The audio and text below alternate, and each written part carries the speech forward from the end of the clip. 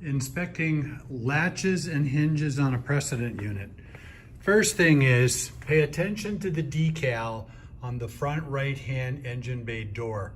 The way to open this latch is to grasp it, pull it out, and rotate it 90 degrees.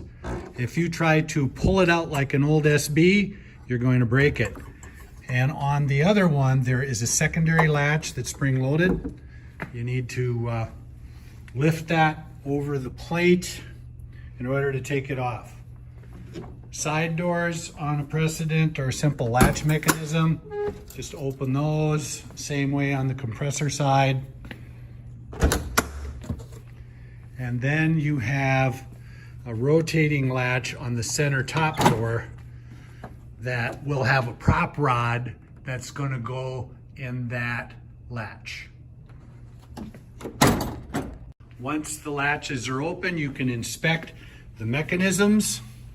If the mechanisms seem to be rust-free, they're stainless steel and not binding, like if you reach around and they're spring-loaded and working, I wouldn't use any lubricant in case it draws dust.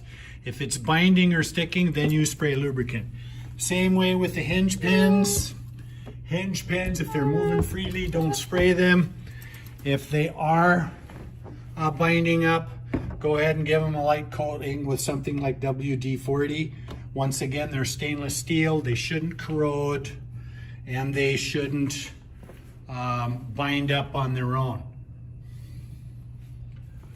Top ones are way the heck up and that door doesn't get used as much, so I wouldn't worry quite so much about lubricating those.